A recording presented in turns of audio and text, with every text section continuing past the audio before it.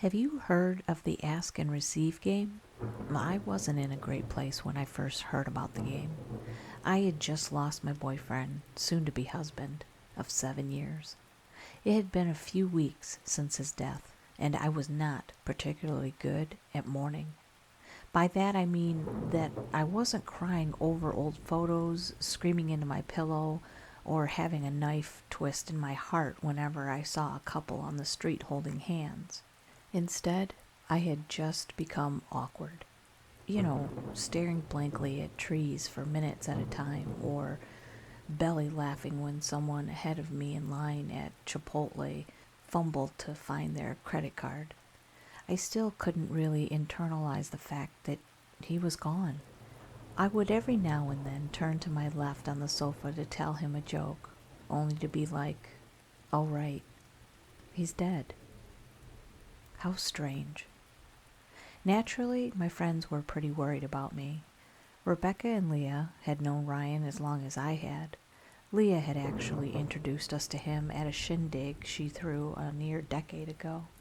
Ryan was pretty much universally beloved by everyone in our group, and for good reason. He was compassionate, kind, thoughtful, smart, talented, you name it.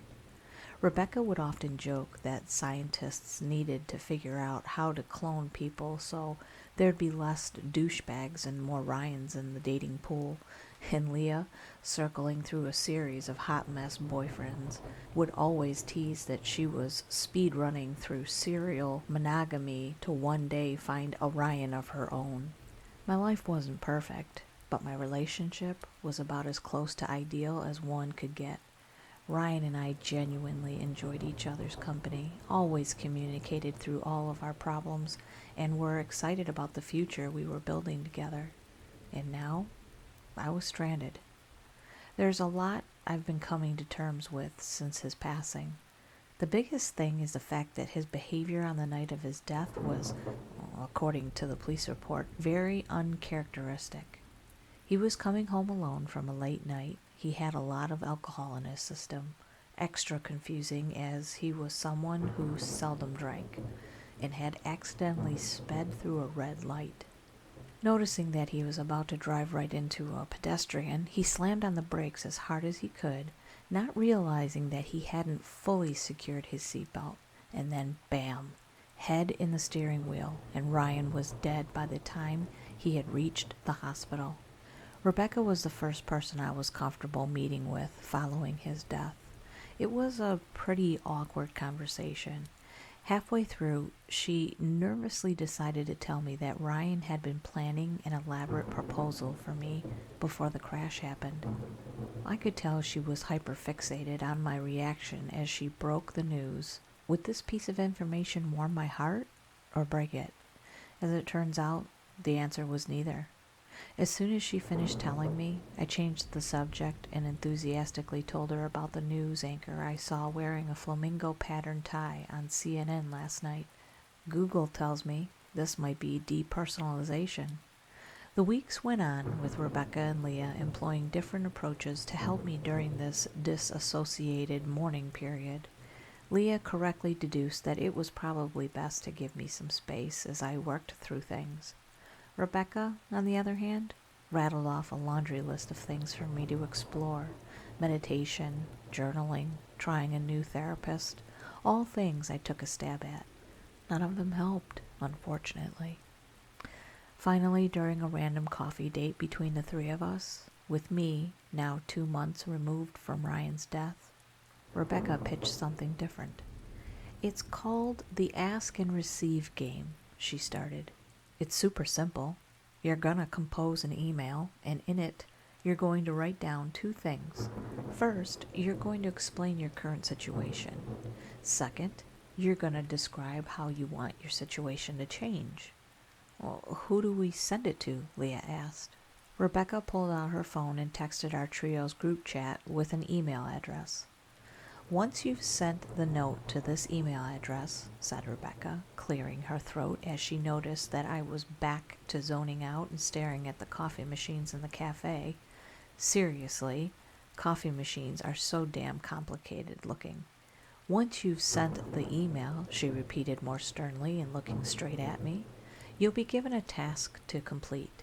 If you successfully finish the task, your request will be fulfilled. But if you don't complete it, Rebecca trailed off on a pretty ominous note there. Enough to get my attention, anyways. Then you can't play the game anymore, she concluded. Oh, not really a big deal. Rebecca continued. My friend told me about it a few weeks back, and apparently it's been working miracles for her, so I figured that we could at least give it a try. What do you say? I could tell that Leah, with her string of romantic failings, was probably open to giving it a go. As for myself, I nodded and tried my best to feign enthusiasm, more to appease Rebecca than anything else. The weeks carried on, and with it, my inability to feel anything. The rut remained, despite my best efforts. Every evening was a mindless haze filled with wine, sad YouTube videos, and piss-poor attempts at blogging about my feelings. I was sick of it, and so I thought, screw it, might as well try a new stupid thing. I sat down at my computer, opened up Gmail, pulled out my phone, and checked the group chat thread to find the email address Rebecca had shared, and then tried my best to recall what the rules of the game were. 1. Write down your current situation. 2. Describe how you want it to change. 3. Get a task. 4. Do the task. 5. 6.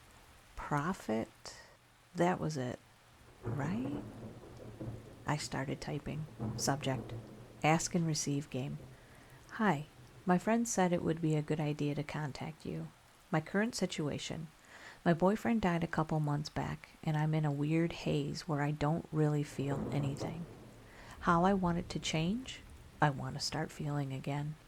Please let me know if you can help. Sincerely, Maya. And then I just sat there, staring at my inbox, a hodgepodge of songs I didn't care for playing off an auto-generated YouTube playlist in the background. Ping! Dang, that email came through pretty fast. I read the response. Good fortunes. Welcome to the Ask and Receive game. I acknowledge your loss. I acknowledge there may be strange feelings associated with your loss.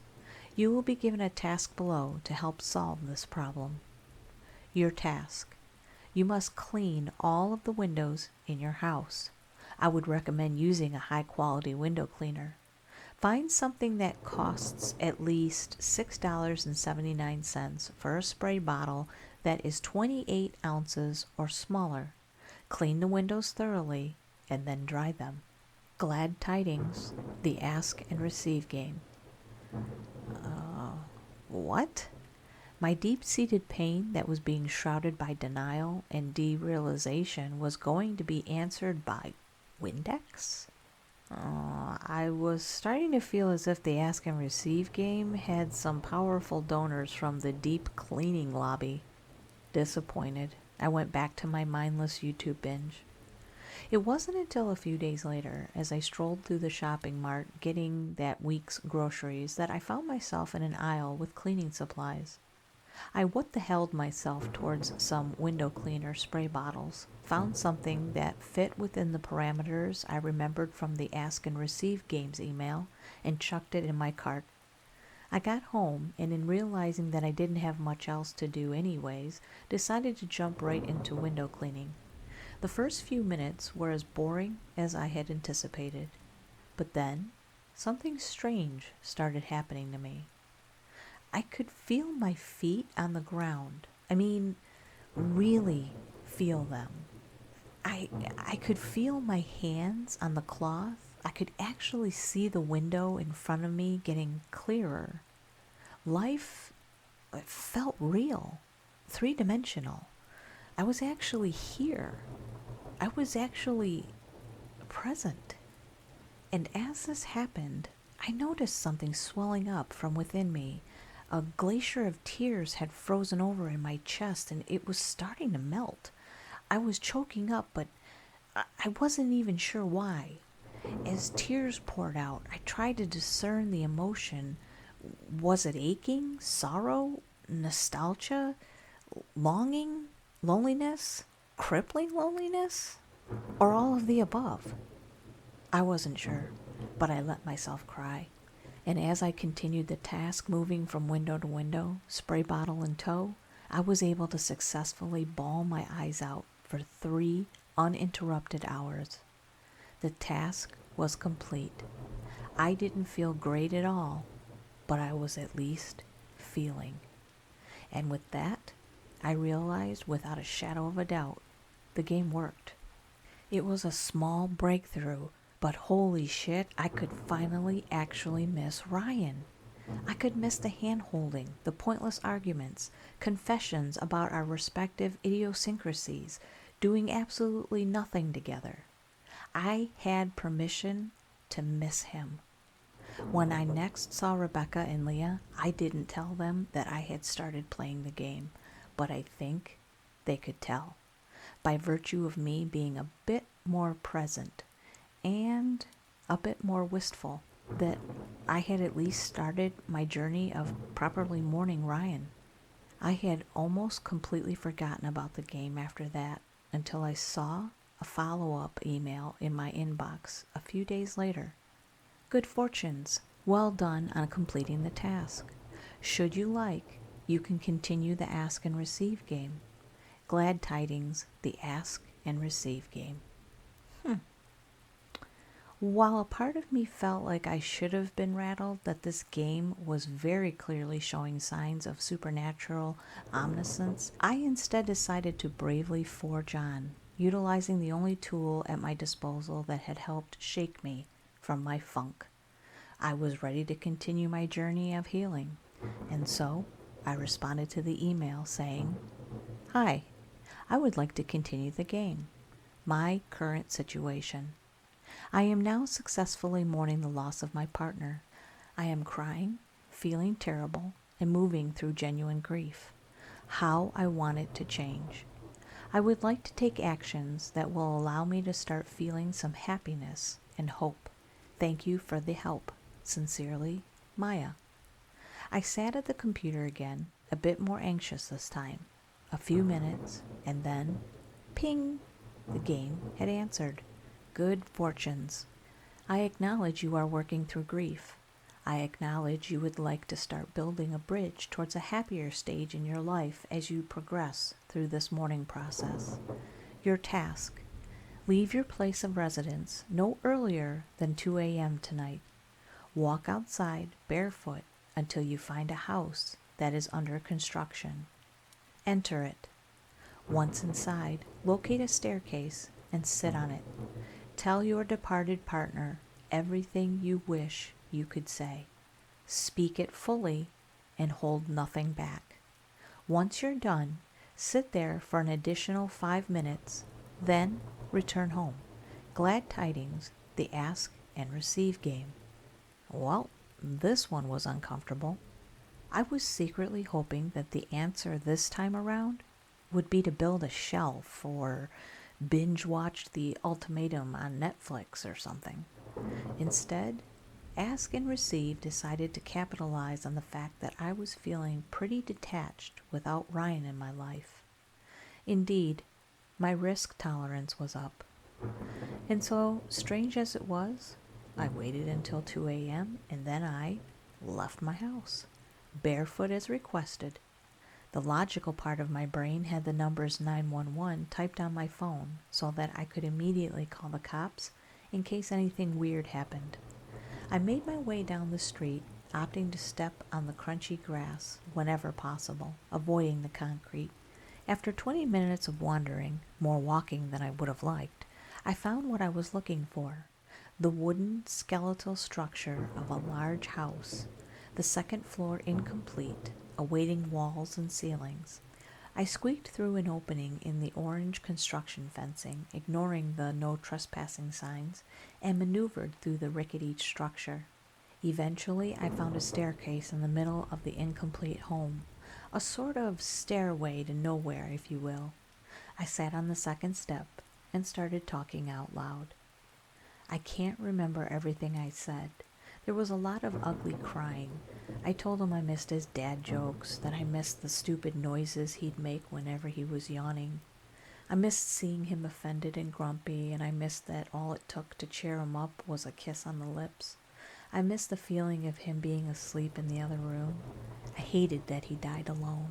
After an hour of saying anything and everything, I sat there.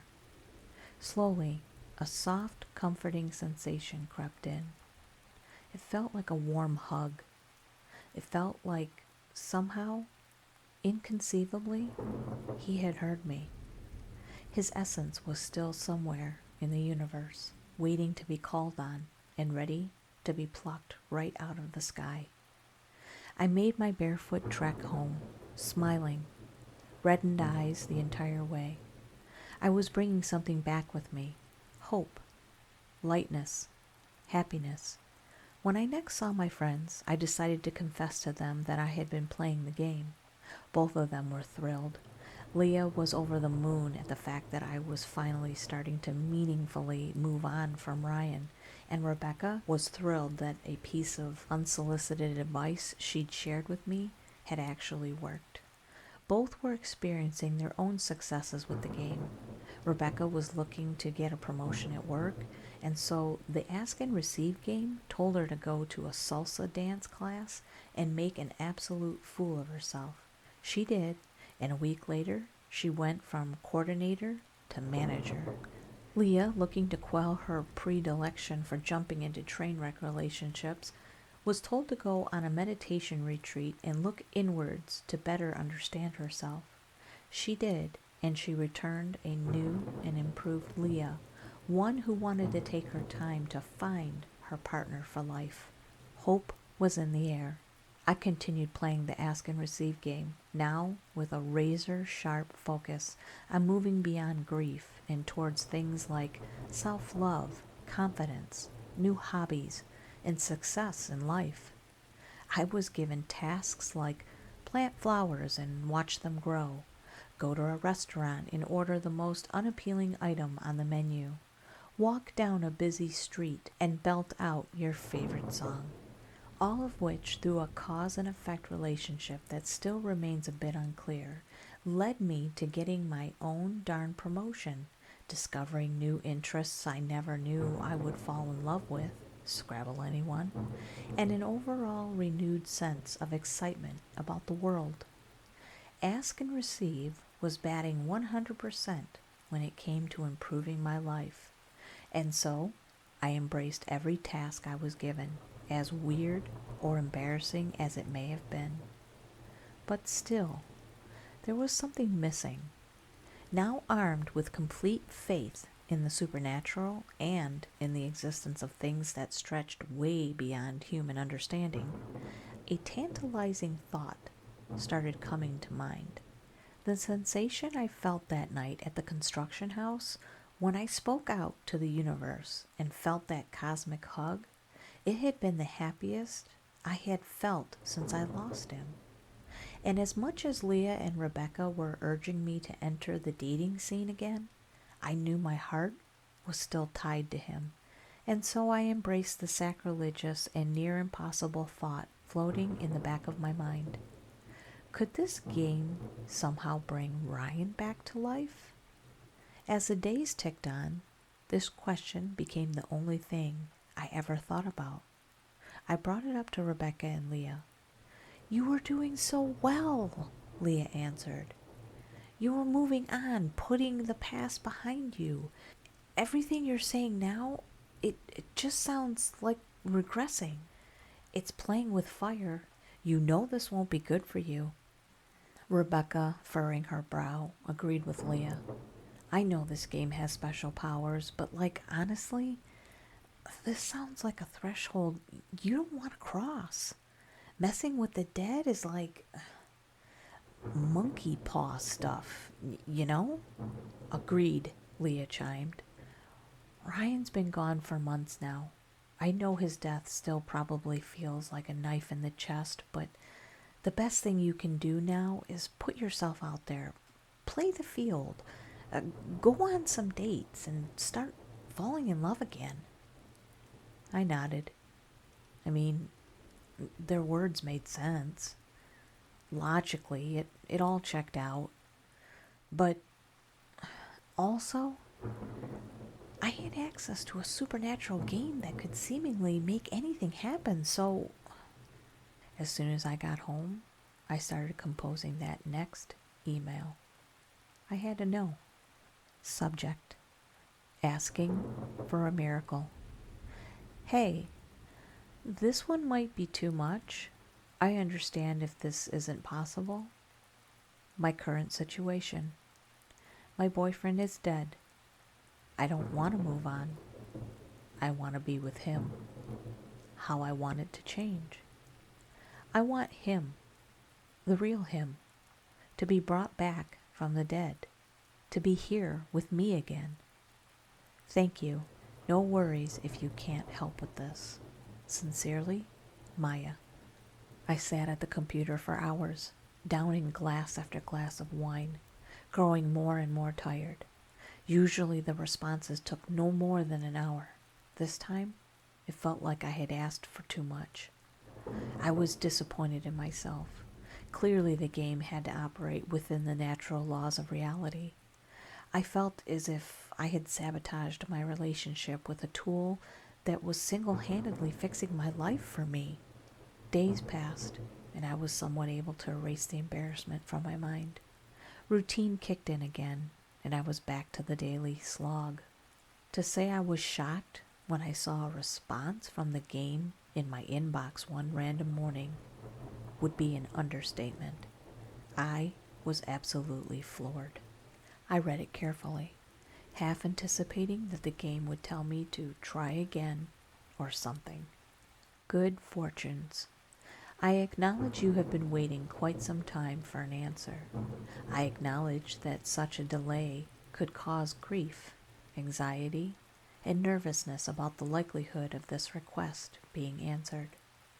Larger requests like this require additional time to ensure the correct task is identified in order to fulfill your request. Your task: purchase a heavy butcher's knife with a length of at least 10 inches. After midnight, head over to Leah Smith's house with the knife. Knock on her back door. Then, after a few minutes, knock on her front door. This will confuse her. Next, climb in through an open window. Do not fret. There will be an open window. Once you've secured her, plunge your knife into her eye, pushing in until the blade exits through the back of her head. Continue inserting your knife through her skull for the next few minutes. After that, move on to the rest of her body. Be creative here. Utilize the emotions of anger, fear, resentment, and disgust that will be flowing through you to guide the knife. Once her body is split into 3 distinct sections, you will have completed your task. From there, dispose of her body using the means you best see fit. The body will not be discovered. Return home. In 10 days' time, you will hear a knock on your door. Your recently departed lover will have returned. Glad tidings. The ask and receive game. I could feel myself wanting to puke as I read it. It took me a few attempts to even finish the email. Oh no. The thought of even slapping someone made me want to pass out. Doing anything this abhorrent, let alone to a friend, was a level of insane cruelty that would never, ever, ever be accessible to me. Clearly, my friends were right about this. I needed to move on. Bringing someone back from the dead required one hell of a disgusting payment that I wasn't willing to make. I let the email sit in my inbox. I didn't respond. The ask and receive game was over for me. Well aware that this strange, unknown force could make just about anything happen, I decided that I had my fill. My life had improved, and I didn't need its help anymore. And so I moved on. The love I had for Ryan didn't subside. On the contrary, I was nowhere near ready to hit the dating market. This did lead to the odd moment of jealousy as I saw Leah and Rebecca's lives continuing to flourish with the game, with Rebecca climbing the corporate ladder in every discernible way, and Leah's eyes glinting with a newfound hope for her future. But still, life was good, honestly. I was going out more, doing new things, and escaping from my rut. I could feel the sun again. All of that brings me to tonight. Rebecca decided to throw an impromptu girls' night, and feeling extra open today, I decided to swing by. She had invited a few of our mutual friends, though Leah, the biggest party animal among us, was inconspicuously missing. I'd love to say that it was a wonderful party. It wasn't. Rebecca, spotting that I was now seemingly 100% myself, decided to drop something on me that had apparently been weighing on her for months now. She was, of course, super drunk. Not sure if she would have broken this to me when she was sober, and she pulled me into her room, confessing to me in teary, confused stupor. It was a story about the night of Ryan's death. Rebecca and Ryan had always been close, and they'd always been great confidants for each other, but no part of me expected her to tell me that Ryan had actually called her during his uncharacteristic drunk drive home on that fateful night. Wondering why on earth she'd waited this long to tell me about it, she told me her story. "I don't want to cause a stir at all," she mumbled, half lucid, "but like I really can't do this anymore. It's just so weird to know this." "It's all good. Just tell me what it is," I said, impatient. She choked back some tears and took another sip of her drink. She was in deep. "So, when Ryan called and I could tell he wasn't in his right mind and I kept telling him to pull over and park his car." Right, I said, trying to make her get to the point. "He was actually coming back from Leah's place. She had invited him over, told him she was throwing a surprise shindig, and told him that she wanted his help to set everything up. He showed up, she gave him some drinks that he thought were going to be light, but instead they were super, super strong. And then she basically pulled this whole bait and switch on him. She confessed that she was basically in love with him and that she didn't want him to propose to you. She came on strong, saying that she always had feelings for him, saying that he should think about leaving you, maybe. I know this is so screwed up that I'm even saying it. I'm so sorry, but yeah, and then they kissed, I think, and maybe even did a bit more than that. But then Ryan came to his senses. He freaked out, left her place, and drove off and called me to confess what happened, telling me that he screwed up and that he wasn't in his right mind, and he was panicking on how to tell you and apologize to you, and I kept telling him to stop driving." "Right," I said, my heart dropping into my knees. "And then he hung up, and I'm pretty sure it was only a few minutes later that he crashed, and I'm so sorry, and I don't want to create any shit now. I don't know, you know?" And as the shock crept in, it was only Rebecca who cried. I held her. I told her a comforting lie. "It's all good," I said. "Leah already told me. She confessed right after the crash." "Oh, thank God," said Rebecca, continuing to cry into me. I went home shortly after. I made up a half-baked excuse, grabbed an Uber, and stewed in fury the entire way until I reached my house. I felt torn, betrayed, absolutely livid. I sat in my living room, one half a raging volcano, the other half a sea of heartbreak. I knew that Leah had known Ryan before all of us, and that was the one that introduced me to him. I knew all about her troubles with love and how highly she thought of him. I even learned to ignore her awkward passes at Ryan that she'd disguised as jokes, and all of the times she'd say that she just needed to find a Ryan of her own. But this was beyond her. I never on earth thought she'd pull something as gross as this. I never thought that she'd be part of the reason that Ryan was gone now. And so, even though it was after midnight, I was resolute. I was going to call her, and I was going to tell her exactly how I felt. I heard a knock at my back door. What the? As the minutes passed, and I tried to process whether I had hallucinated the sound, I heard a knock on my front door. No, you can't be serious.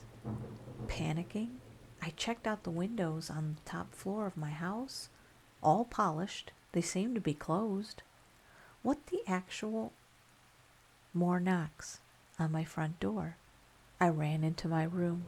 I dialed 911, but the call wouldn't go through. I tried again and again. Nothing. Petrified, I grabbed my laptop, and in a confused, hazy panic, I wrote an email to the Ask and Receive game. Subject: help. My current situation: I think someone's trying to kill me. How I want it to change. I want to survive and escape. Sent. After seconds of my rapid breathing, I received a response. Hello. I acknowledge your concern. Unfortunately, as you were unable to complete your previous task, you cannot play the game anymore.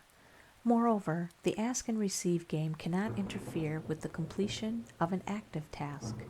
Deepest condolences, the Ask and Receive game.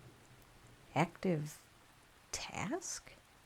I heard a grunt, paired with the sound of my downstairs window getting forced open. The sound of what I believe was a large knife held in a free hand scraping against the wall. A familiar voice, but one I was now hearing in a completely different context. Leah. She's breathing heavily. She's prying open my window. Fear and panic are filling up my soul as I watch text message after subsequent text message fail to go through. I can't believe it.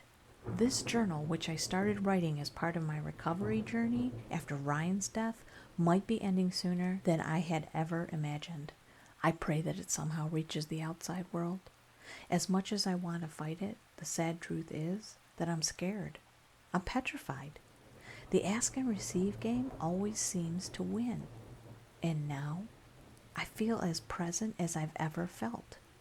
Life feels real, three-dimensional. I'm actually here.